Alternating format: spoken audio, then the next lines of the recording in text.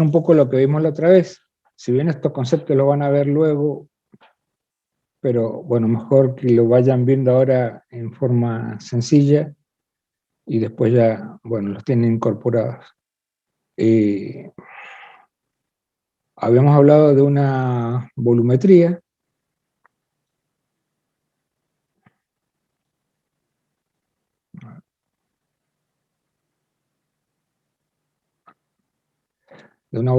es decir, un cálculo de volumen de hidrocarburos que se encuentran en un reservorio bajo la superficie, a distintas profundidades.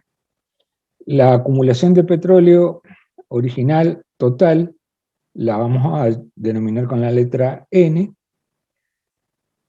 Vamos a considerar que esto es solamente una primera asunción, que bueno, después muchos la siguen haciendo, ¿no? que es un cilindro, el reservorio, con una determinada altura H y un determinado volumen que va a ser el área de esta cara por esa altura, me va a dar el volumen. El área por la altura me da el volumen del reservorio. Si lo multiplicamos por la porosidad, que es una fracción menor que 1, me va a dar el volumen con agujeritos. A su vez, ese agujerito va a estar lleno con agua, gas o petróleo. Y suponiendo que estuviera lleno con petróleo, nosotros sabíamos que la cantidad de petróleo que hay, si no hay gas, ¿no es cierto? La cantidad de agua más la cantidad de petróleo es el 100% de los líquidos que se encuentran. Entonces, eso es 1. Si 1 menos la saturación de agua inicial, siempre los volúmenes se calculan inicial, al momento inicial, es decir, al momento en que se formó la trampa de hidrocarburos. Entonces, 1 menos la saturación de agua inicial me da el petróleo inicial. Para el gas va a ser lo mismo, ¿no es cierto? Si están los tres en conjunto, hay que ver cuál es el volumen o el área que estamos calculando para cada uno de ellos, ¿no es cierto? Y difícilmente se exploten, salvo en algunos yacimientos, todos en conjunto. Y había un factor que habíamos denominado factor volumétrico, que era un factor que me relacionaba el volumen de un líquido, en este caso de petróleo, en el reservorio, con el volumen que ese mismo líquido o fluido tenía en superficie. En el caso del petróleo va a tener una variación y en el caso del gas la variación inversa, que ya lo vamos a repetir. Pero simplemente de una determinada acumulación de hidrocarburos que se encuentra dentro de una trampa para que no se vaya, acuérdense que esto es la roca reservorio, la roca madre y la roca recipiente, teníamos el sello, ¿no es cierto? Hay una roca que evita que esto se vaya, porque si no, el hidrocarburo seguiría migrando desde el lugar donde se formó, que se llama cocina, en términos vulgares. Ese hidrocarburo seguiría migrando a través de una falla o una fisura y se iría a cualquier lado o se desparramaría. Entonces tenemos que tener una trampa. Dentro de esa trampa se encuentra una cantidad de hidrocarburos originalmente in situ o in place, que es el Originally Oil in Place, o también conocido como OOIP. Tiene otros nombres, pero por ahora los vamos a dejar así. De esa cantidad de hidrocarburos, van quedando cada vez menos. De esa cantidad de hidrocarburos, yo voy a recuperar una pequeña cantidad, es decir, cualquier trampa o cualquier yacimiento, para decir en general, que yo esté trabajando, ya quedaron 9, hay 3 que se fueron. Bueno, de esa totalidad voy a sacar una pequeña parte. ¿Cuánto es esa parte? Si es un hidrocarburo, depende de qué tipo de hidrocarburo tengamos. Si es un hidrocarburo pesado, poco móvil, con poca energía, la energía está dada por los hidrocarburos livianos que puede tener, ¿no es cierto?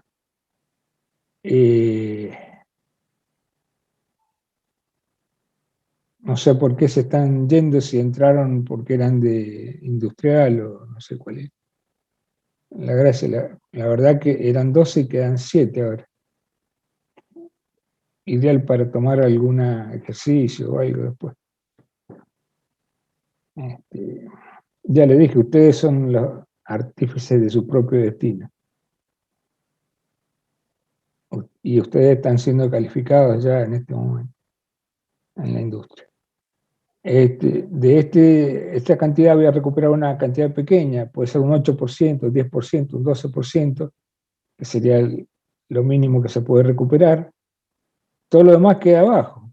Así que fíjense si hay realmente trabajo para realizar, que se va a recuperar mediante una llamada recuperación secundaria o una recuperación terciaria, parte de lo que no salió. NP es la cantidad recuperada a una determinada fecha. Si NP es la acumulada final que tenemos, la cantidad, eh, la cantidad total que voy a tener, o que voy a poder recuperar, mejor dicho, de un reservorio, va a ser lo que acumulé a una determinada fecha más las reservas, que es lo que resta por sacar. Eso se llama EUR, ya lo vamos a ver, que quiere decir Estimate Ultimate Recovery, o sea, la última recuperación esperada al final de la vida útil o del límite económico de ese reservorio. Bueno, acá hicimos esto, el B sub I me sirve para llevar, como es reservorio sobre superficie, queda reservorio con reservorio, esto está en reservorio, me queda que el volumen N se expresa en condiciones de superficie. Lo mismo para una cantidad G original de gas inicial, que es el área por la altura, por la porosidad, por 1 menos la saturación de agua inicial, que en este caso sería la saturación de gas inicialmente, in place. Y el B sub GI es el volumen del reservorio sobre el volumen en superficie. Quiere decir que G se expresa en superficie. La relación entre el gas producido y el gas total es el factor de recuperación. Habíamos visto el factor volumétrico del petróleo, B sub I, volumen de reservorio sobre el volumen en superficie, en condiciones estándar, obviamente, en superficie. Y dijimos que el volumen de petróleo en reservorio podía ser un volumen tal como este. Cuando va cayendo la presión con esta forma, desde una presión estática inicial, que se encuentra a un radio de drenaje inicial, esa presión va cayendo, y al ir cayendo, esa presión desde el punto inicial P sub I, desde la presión inicial P sub I,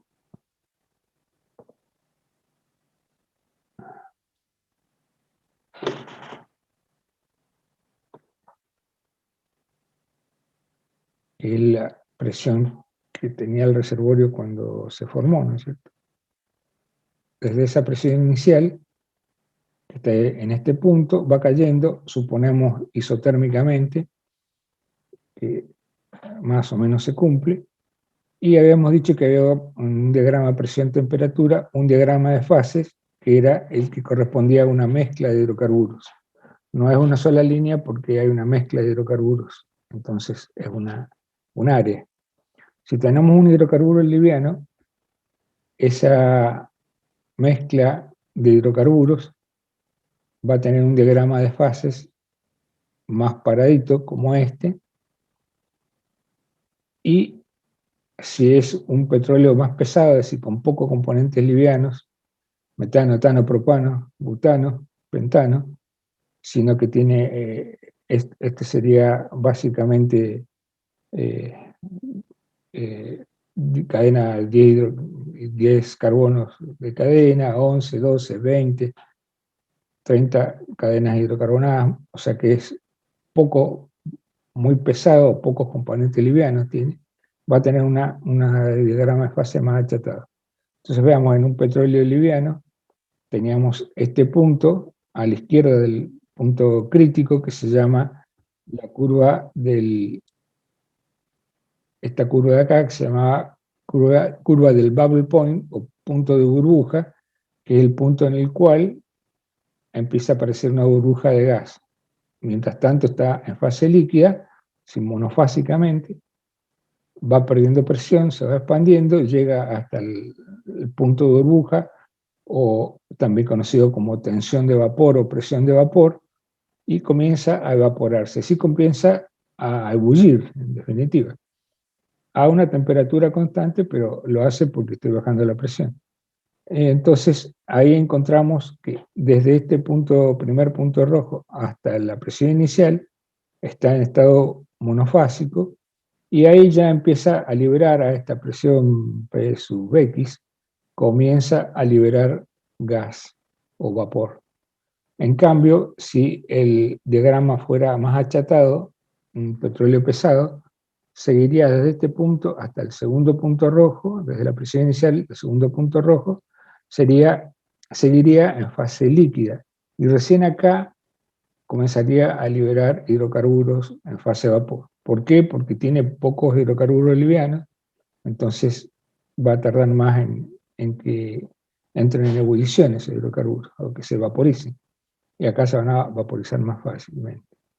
Entonces, esta burbuja o este metro cúbico de gas de petróleo en reservorio, a medida que va perdiendo presión y llega al pozo, va a, va a liberar algo de gas. Ese gas que es un gas que estaba disuelto como líquido, y va a pasar, cuando pasemos a este punto, va a pasar a fase vapor, libera un poco de gas que se va a expandir y va a ser gas disuelto, que estaba disuelto como líquido en el petróleo en condiciones de reservorio. Y a su vez, sí, adelante.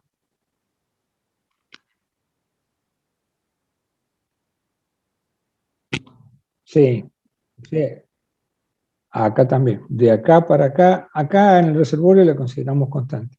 De acá para acá está disminuyendo la presión y la temperatura. Por las dos causas irías formándose gas. Básicamente es la presión lo que te está formando esa burbujita de gas que estaba como líquido. No, no, es la presión básicamente lo que estás eh, movilizando, que te moviliza los cambios de fase. La temperatura va a bajar, pero no es el punto fundamental. Lo que está variando, básicamente, dando ese cambio de fase, es la presión. Ahí, vos ves que acá este está chiquito, acá está más grande, también hay una expansión. Primero se libera acá, se liberaría ahí esa burbujita, y después también iría enfriándose para acá, y bajando la presión también. Pero bueno, si consideráramos que es la presión nada más, ya acá ya está en un sistema que no es este diagrama de fase, porque cuando ya se te empezó a liberar algo y a cambiar la fase acá en el reservorio, ya el diagrama deja de ser el mismo. Suponemos que inicialmente es este diagrama, ¿no? Y este otro. Pero vos podrías empezar con un diagrama como este, más paradito, de petróleo liviano, pero ese petróleo liviano se va yendo y a vos se te va a ir, esto ya es más avanzado, se te va a ir quedando acá con la explotación, con el tiempo de explotación, esto se los comento, pero y tampoco es tan común, pero se te van a ir quedando los hidrocarburos más pesados dentro de la formación, ¿no es cierto? Se te van a ir quedando más acá, y van a ir migrando los más livianos siempre, ¿no? Una menor viscosidad quizás también. Y bueno, de este petróleo lo importante es esto, no quiero ir avanzando porque ya con esto ya bastante galleta que les estoy haciendo. Entonces de acá, este petróleo libera un poquito de gas, que son los componentes más livianos, y a su vez, como yo estoy liberando ese volumen, lo estoy sacando, me va a quedar un volumen más chiquito en superficie. Entonces, como el factor volumétrico es el volumen reservorio sobre el volumen en superficie, fíjense, yo estoy dividiendo esto grande, dividido esto, entonces, ¿cómo va a ser el factor volumétrico? ¿Mayor o menor que 1? Mayor a 1. Claro, si dividido esto, y tiene que ser mayor que 1. ¿Cuántas veces es mayor o cuánto mayor que esto? Y cuanto más componentes livianos tenga acá, entonces más van a pasar a fase de vapor y más chiquito va a quedar este. Entonces, ese se llama mayor contracción o menor contracción. Si tengo todos componentes livianos, cuando pase acá el tubing, y en realidad durante el reservorio también va perdiendo presión. En la zona lavada o dañada o con daño, en esa zona ahí va a caer más todavía la presión. Entonces ahí ya se puede ir liberando en reservorio parte del gas que estaba disuelto acá. ¿Y quiénes se van primero? Los hidrocarburos más livianos. Entonces si este metro cúbico de petróleo es un petróleo liviano, de más de 30 grados API, acuérdense que mientras más grados API, más liviano, y mientras menos grados API, más pesado. Si es un petróleo muy liviano, de 33 grados API, entonces se va a liberar mucho gas y va a quedar mucho menos petróleo. Entonces, ese factor volumétrico va a ser bastante mayor que 1, típicamente, por ejemplo, 1.31, 1.32, 1.29. Pero si acá, a partir de un metro cúbico, que son todos hidrocarburos de larga cadena hidrocarbonada, o parafínico de larga cadena hidrocarbonada, y no tiene metano, etano, propano, butano, pentano, hexano, heptano, sino más bien de carbono 10 en adelante, entonces esto cuando llegue acá no va a liberar mucho gas, va a liberar los más livianos, que va a ser un carbono 10, 11, 12, entonces no va a liberar tanto, entonces no se va a disminuir este que está en superficie tanto. Entonces el factor volumétrico va a ser un poco mayor que el anterior, 1,10. En un reservorio de gas pasa exactamente lo mismo, nada más que estamos a la derecha del punto crítico. En la derecha del punto crítico, que sería este, ya después lo van a ver con Mónica Carmona, como el punto crítico a medida que se va volviendo más liviano, desde petróleo pesado, petróleo liviano, petróleo volátil, gas húmedo, hasta gas seco. Este punto crítico se va moviendo para acá, para la izquierda, y va llegando, se va moviendo para acá.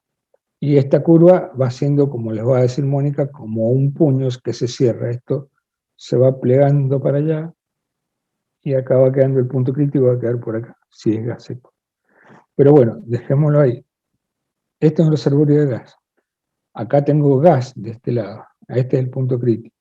Entonces tengo gas monofásicamente a partir de la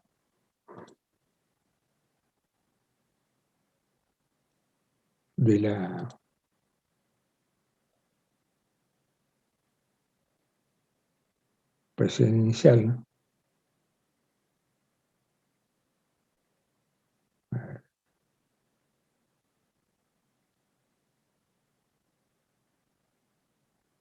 De esta presión inicial acá.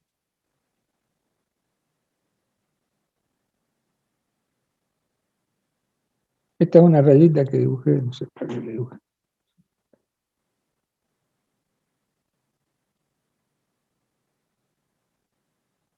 A partir de esta presión inicial que tenía ese reservorio cuando se formó, ese reservorio de gas, va a comenzar a disminuir la presión. Todo lo suponemos exotérmicamente. No exotérmicamente, pero hay compensaciones de temperatura que hacen que pueda considerarse isotérmico. Entonces comienza a bajar la presión desde la presión inicial. Este reservorio, miren el metro cúbico de gas, cómo está comprimido, porque tiene mucha presión, tiene toda la presión de los sedimentos que se encuentran en la parte superior. Entonces, esos sedimentos me comprimen ese gas a una alta presión, Y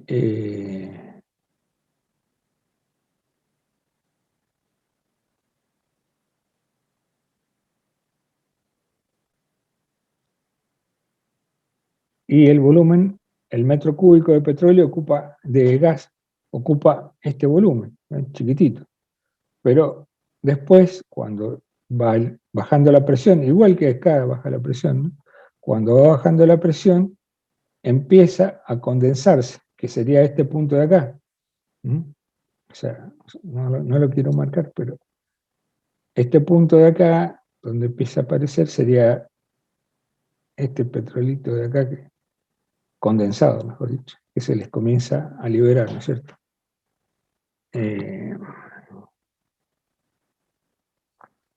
Y este gas de acá sería, espero que no se haya embarullado mucho el dibujo.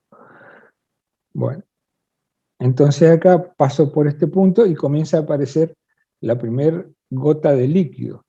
Por eso esta rama de la derecha del diagrama de fases se llama curva de dew point o curva de puntos de rocío. Es decir, cuando empieza a aparecer la primera burbujita de líquido. Igual que cuando estamos hablando de climatología, del tiempo, digamos, del meteorólogo. Acá comienza a aparecer la primera burbujita gotita de líquido.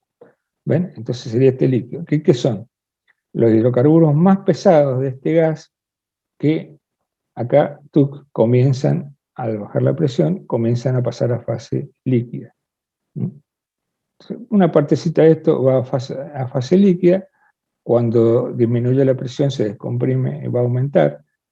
Y lo importante es qué pasa con el resto del gas. Este gas, que era 1 metro cúbico acá comprimido, pierde un poquito de condensado, que son los más pesados, pero luego este gas se va descomprimiendo y como el gas se descomprime, ocupa el volumen del recipiente que lo contiene y en este caso aumenta su volumen porque se descomprime, obviamente, el gas. Entonces pasa de un volumen menor a un volumen mayor en superficie. Entonces, como sigue siendo la ecuación siempre reservorio sobre superficie, lo mismo para B sub G, yo tendría que dividir esto de reservorio sobre esto grande en superficie. Quiere decir entonces que el factor, ¿cómo va a ser? Menor que 1. Menor que 1. Entonces, ¿y cuánto menor? Cuanto mayor se expanda. ¿Y cuánto se va a expandir más? Y cuando este esté muy comprimido acá y acá, o sea, que esté a mayor presión o a mayor profundidad, que sería lo mismo, salvo alguna excepción, ¿no es cierto? Entonces, mientras más se expanda, yo voy a tener que, esto va a ser más chiquito y esto va a ser más grande, entonces esa diferencia va a ser más grande. 0,06, por ejemplo, para un gas común, un gas húmedo, un gas condensado. A su vez, si esta burbuja de gas está muy cerca de la superficie, no va a ser tan chiquita porque no va a estar tan comprimida, entonces va a ser esa burbuja muy parecida a esta otra burbuja, entonces el factor volumétrico del gas va a ser mayor, 0,01. ¿Por qué? Porque esto va a ser más grande que esta y dividido esto va a ser mayor. La pregunta que siempre les hago yo es ¿qué pasa cuando tengo un yacimiento de petróleo cerca de la superficie? Esto y esto van a ser prácticamente iguales, entonces de un número mayor que 1 tiende a 1. Si yo tuviera el petróleo a 1 metro de profundidad, este volumen serían iguales. Entonces el factor volumétrico del petróleo tiende a 1, desde un valor mayor que 1 tiende a 1. ¿Y qué pasa si esta burbujita de gas y el reservorio de gas estuviera también a 1 metro de profundidad? Y esto sería igual a esto. Entonces, desde menos de 1 va a llegar hasta 1 cuando estemos prácticamente cerca de la superficie. a prácticamente la misma presión esto que esto, van a ser iguales. Si comprendieron esto, ya tienen una buena parte de reservorios para todos. Sí.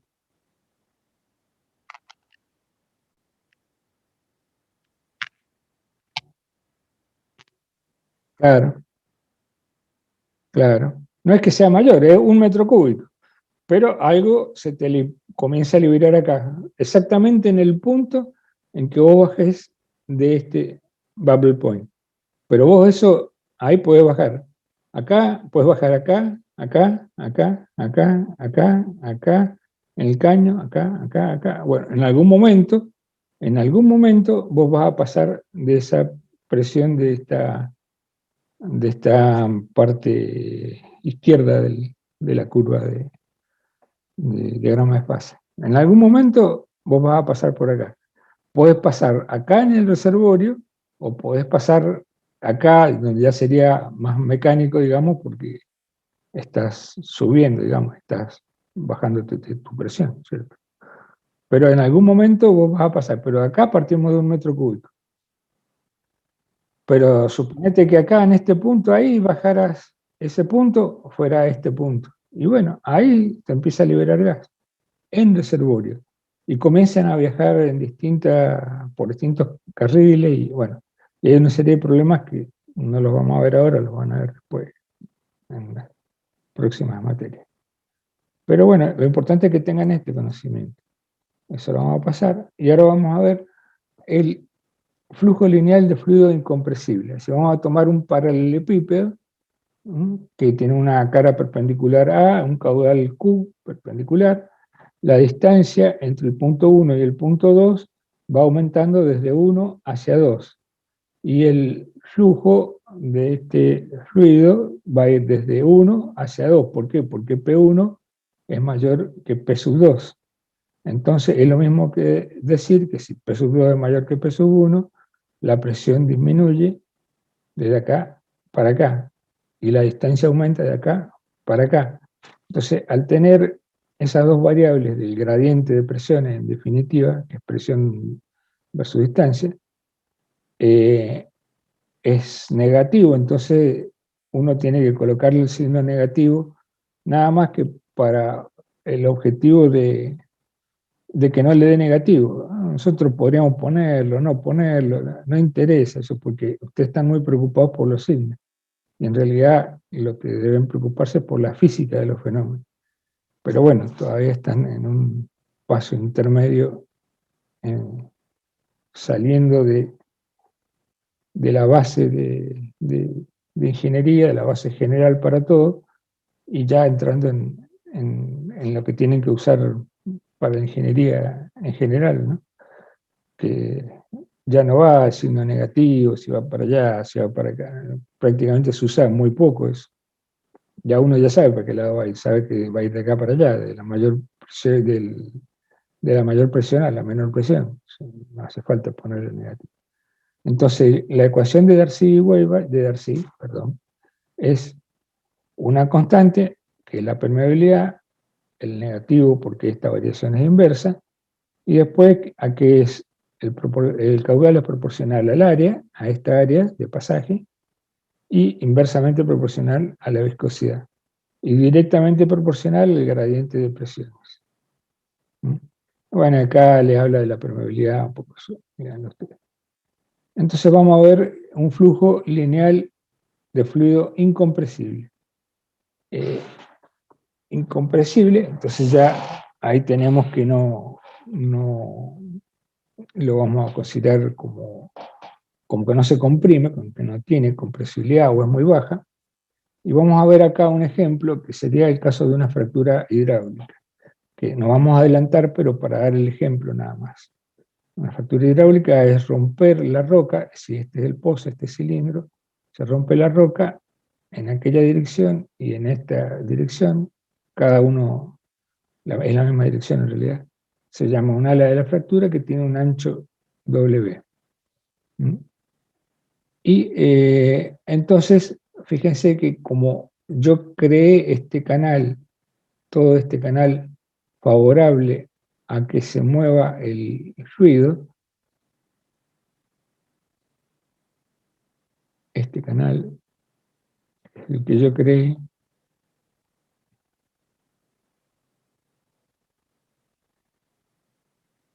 fíjense entonces que el flujo va a ser lineal, porque se va a mover en esa dirección que yo a propósito le di mayor permeabilidad al haberla fracturado o estimulado, o como se le quiera llamar.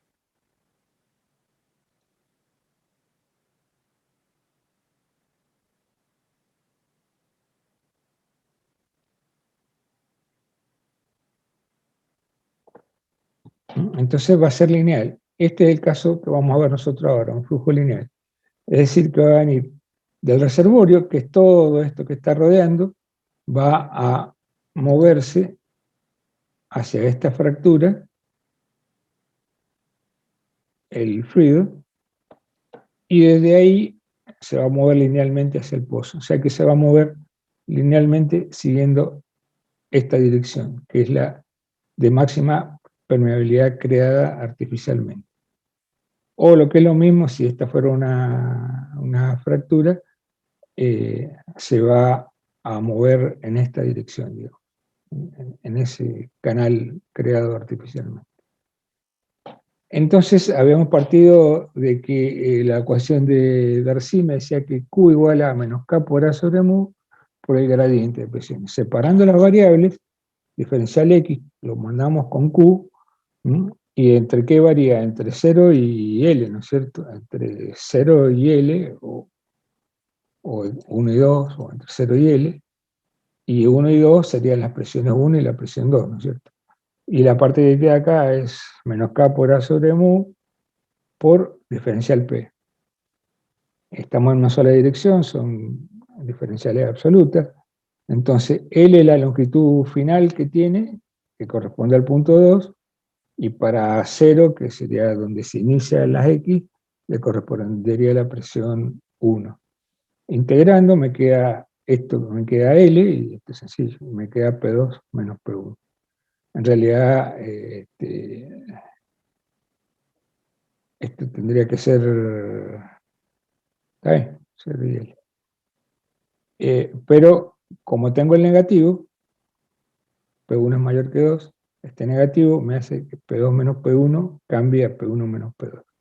¿No? Entonces, para este movimiento lineal, la ecuación de Darcy queda Q igual K por A sobre mu, P1 menos P2 sobre L. Esto yo lo tengo en los medios porosos, si quieren después se pueden matricular con el documento, creo que es en Reservorios 2, y ahí tengo guardada esta presentación ahí. Porque la guardé ahí porque desaparecen después de la presentación, ¿no? Las copian mal. Bueno, ahora supongamos que tenemos ese flujo lineal en ese paralelepípedo desde la presión 1 a la presión 2, pero ahora el fluido es compresible, un gas. El primer caso incompresible podría ser petróleo, por ejemplo, que no lo consideramos compresible. Pero si es gas, lo vamos a considerar compresible. Y hacemos una salvedad acá, que un gasoducto, por ejemplo, por el que está circulando gas, se calienta por la temperatura ambiente y a su vez pierde calor por la expansión. Entonces es como que se compensaran esos dos movimientos de calor, uno por expansión se enfría y por estar en la superficie se calentaría, digamos. Lo mismo pasaría en fondo. Entonces, podemos aproximadamente considerar que la temperatura es constante, ¿no es cierto? Entonces tendríamos nosotros la ecuación de Charles-Gay-Lussac, P por B sobre T igual a Z, porque es un gas real, entonces necesitamos un coeficiente para que el primer miembro sea igual al segundo. Presión estándar, volumen estándar, temperatura estándar. Pero el volumen o el caudal, acá yo puse Q por P sobre T igual a Z, QS, presión estándar, temperatura estándar. Porque el caudal, ¿qué es lo que es? Un volumen, nada más que por unidad de tiempo. Y como este también está por unidad de tiempo, que es la misma, se simplifica y queda volumen. Entonces, en vez de volumen puedo poner caudal. ¿Mm? Y de ahí puedo despejar el caudal que yo tengo acá, el caudal Q, que sería igual a todo esto por T sobre P. ¿Mm? Y esta presión es la que se produce debido a la expansión del gas en forma isotérmica, ¿no? A que el gas se está expandiendo, si va dentro de un caño o dentro del reservorio, se está expandiendo a medida que avanza, a su vez se va acelerando, se va expandiendo. Entonces, esa presión, esta P, es debida a esa expansión. ¿Mm? Y a su vez, bueno, esto lo pongo, este caudal. A su vez yo tengo lo que sería la parte de la ecuación de Darcy, que era menos K por A sobre mu, por diferencial P sobre diferencial X. Este diferencial P es debido al cambio de presiones entre el punto 1 y el punto 2. Es decir, que el gas se va a mover por dos causas. Una porque se acelera en el recinto o en el lugar donde se está moviendo, se va acelerando, y otra porque hay una diferencia entre un punto 1 y un punto 2. Que si lo viéramos en un gasoducto o en un reservorio, nosotros tendríamos aproximadamente, creo que ya lo hemos visto varias veces, vamos de vuelta. Esto sería,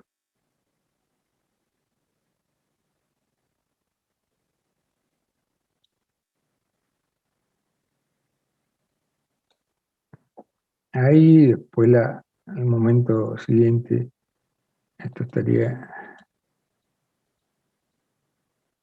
acá,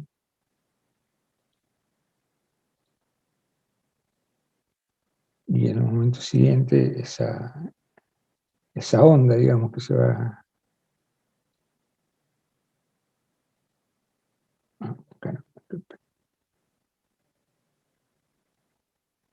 se iría por acá un poco para exagerar.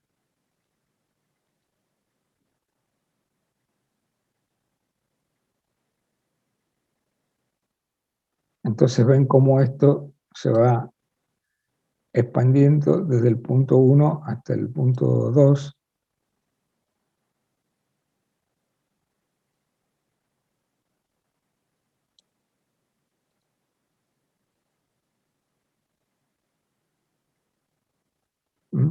Este sería el punto 1 y este punto 2. Pero a su vez, el gas se está moviendo de 1 a 2 porque hay una diferencia de presión entre 1, presión mayor, que presión 2. Entonces, fíjense que este delta P sería por la segunda causa y el primero sería debido a la expansión. Y este debido a la diferencia de presión. Como igualé, lo mismo que hice antes, igualé la ecuación de Darcy con la ecuación de Charles-Gay-Lussac, entonces, de los gases, y o sea que igualé Q con Q, ¿no es cierto? Y Q con el Q de Darcy. Entonces ahora separo variables otra vez. Y tengo caudal estándar, en este caso ahora por diferencial X en condiciones normales de presión y temperatura, o estándar, y entre 0 y L, esto sería 0 y L, sería este, eh,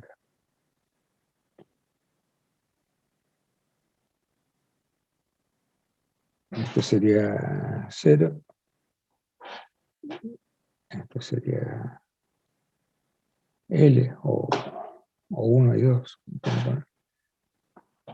Entonces, entre 0 y L, corresponde a X, y después todo lo demás serían constantes, menos diferencial P por P, o P por diferencial P, que habría que integrarla, entre 1 y 2. Tenemos el negativo, esto sería P2 al cuadrado menos P1 al cuadrado sobre 2, la integral, P al cuadrado menos P1 al cuadrado sobre 2, pero como tengo el negativo, queda P1 menos P2 al cuadrado, y está bien porque P1 es mayor que P2. Que esto ya lo saben ustedes, el signo negativo. Pueden poner o lo pueden no poner. Entonces ahí les queda cómo sería un fluido compresible, gas por ejemplo, moviéndose entre un punto con presión 1 mayor que presión 2, ¿no? A su vez tienen dos flujos más, que sería el flujo radial para un fluido incompresible, por ejemplo, para petróleo. Si yo tuviera un pozo de petróleo como este, que tuviera... había un cilindrito por acá en alguna.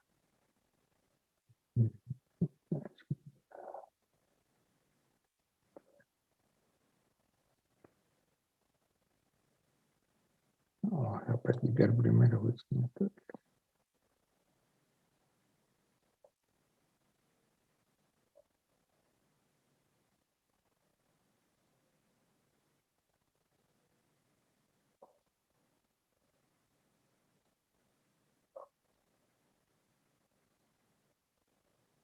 Otra vez.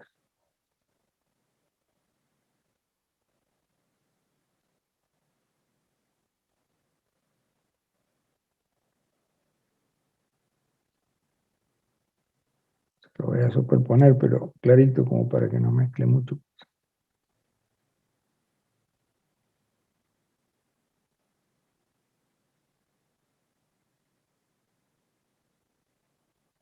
Bueno, si acá tuviera el pozo este amarillo, ¿eh?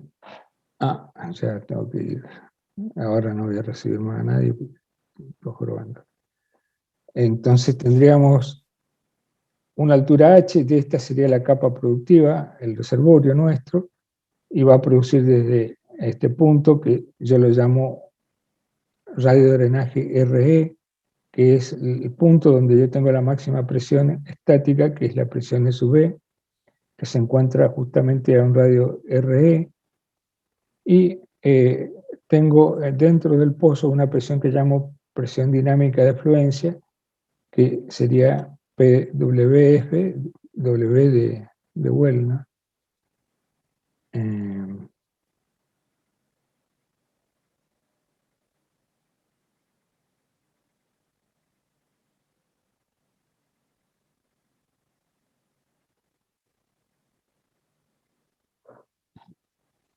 Entonces, al RW, que es el radio del vuelo del pozo, prácticamente lo considero acá en el centro. Esto es medio como despreciable, ¿no? Un pozo de, qué sé yo, 8 3/4 pulgadas, que está perforado, serían 4 pulgadas, que es prácticamente medio como despreciable, casi diferente al radio de drenaje, que pueden ser 250, 300 metros inicialmente. Entonces, tengo RW, tengo PWF, esas son las condiciones internas de borde, y las externas son la presión estática y el radio de drenaje. La presión va a ir variando desde esta presión estática a caer hasta la presión dinámica de fluencia. Un aumento más. Y va a haber un diferencial P, que yo se lo dibujé acá, que sería... sería entre esta presión estática P sub B y la presión dinámica de fluencia acá en el pozo. Y el radio va a variar de RW hasta RE. Pero fíjense que el radio varía desde acá, desde el centro del pozo. Acá hay una pequeña diferencia que es despreciable. Va a variar desde el centro del pozo, el radio, hacia afuera, porque va aumentando la distancia hacia afuera. Y a su vez la presión va aumentando para allá. Fíjense que la presión va aumentando hacia afuera. Entonces, tanto el radio como la presión tienen el mismo sentido, por lo que no le vamos a poner el negativo a la ecuación de Darcy. Entonces vamos a hacer flujo radial. ¿Por qué? Porque dijimos que esto... no dijimos nada acá. Vamos a verlo acá.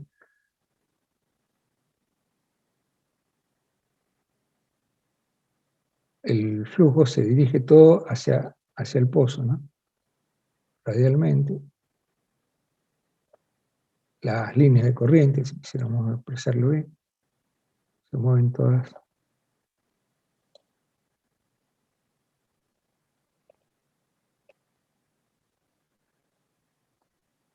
Bueno, hacia el pozo.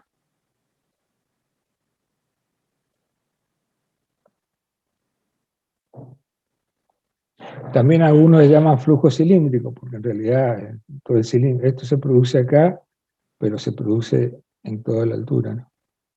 Entonces vamos a hacer que el caudal, según la ecuación de Darciera, Q era igual a K por área. El área, ¿cuál va a ser el área? Pi por diámetro por la altura. Pi por diámetro por la altura. Todo es el área lateral de este cilindro. K por A sobre mu, dijimos, por el gradiente diferencial P sobre diferencial R. En vez de ser lineal, ahora es un cilindro. Otra vez separamos variables, mandamos diferencial R acá con el caudal, y eso va a variar entre el radio menor, el RW del pozo, y el radio mayor, RE. Al RW dijimos que teníamos una presión que se llamaba presión dinámica de afluencia, y al RE, que es el radio mayor, a mayor distancia, tenemos la presión estática del reservorio. Caudal lo sacamos, me queda diferencial R sobre R, y acá me queda 2pi por R por... El R lo lo pasé de acá abajo. Entonces, queda esto, por diferencial P. Entonces, integramos diferencial R sobre R, el logaritmo natural de R sobre RW. Fíjense que acá el negativo no se lo puse por lo que dijimos recién. La distancia aumenta desde el centro del pozo hacia afuera y la presión aumenta desde el centro del pozo hacia afuera. Por eso el signo no se lo dejo positivo. Entonces, caudal por logaritmo natural de R sobre RW es 2pi por h, que lo considero constante, K lo considero constante, sobre mu, y la diferencia de presión es la presión estática menos la presión dinámica de afluencia. La presión estática es mayor que la presión dinámica de afluencia. Y despejo Q, mandando el logaritmo acá dividiendo, y me queda esta ecuación. Bueno, eso sería para un flujo radial incompresible. Pero si el fluido es compresible y en flujo radial, como sería por ejemplo el gas, vuelvo otra vez a la ecuación de Charles-Gay-Lussac, Q por P sobre T igual a caudal estándar, presión estándar, temperatura estándar por Z. Y a su vez por Darcy, que es lo que habíamos visto recién, el caudal era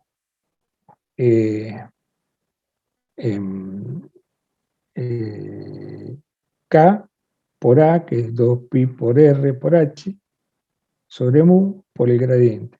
Entonces, este Q igual este caudal con este caudal, esto sería acá, y toda esta parte acá, Z por todo esto, ¿no es cierto?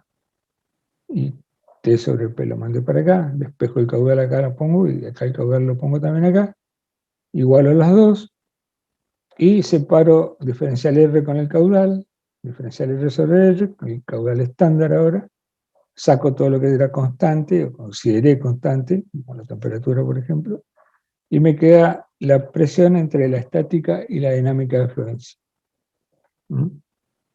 Cuando, bueno, yo integro acá, me queda el logaritmo natural de R, que lo puse acá abajo ya directamente, y esto va a ser la presión estática al cuadrado sobre la presión dinámica al cuadrado, o menos la presión dinámica al cuadrado sobre 2. Y entonces despejo, acá pasé ya directamente, lo pasé bien. Y me queda el caudal en condiciones estándar para un flujo radial hacia un cilindro, que es el pozo que yo estoy considerando, de un espesor H, que es la capa productiva, para el caso de gas, es decir, flujo compresible. Y después, bueno, vamos a seguir viendo lo demás. Ahora nos incorporamos al resto de la clase y vamos a emitir a todo lo demás. Profe, una pregunta. Sí, dale. Eh, este tema, hasta donde lleguemos, ¿va a entrar en el parcial o directamente toda la unidad No, completa entra en el final? no, lo vamos a entrar en el final nomás. Ah, bien. Así, Gracias. estudienlo. Ah, bueno, no, sí, en el final va a entrar seguro, entra. Ahí les voy a hacer algunas preguntas. Pero en Bueno, el parcial no va a entrar. Propiedades cinemática dinámica van a entrar. Y ¿qué entra entra hasta unidad viscosidad. 4? Y no sé si entra la viscosidad también, Ah, bien. ¿no? Ahí estaba puesto el parcial, yo no me acuerdo qué fecha era. Pero bueno, Bien, gracias. ahora nos plegamos al resto.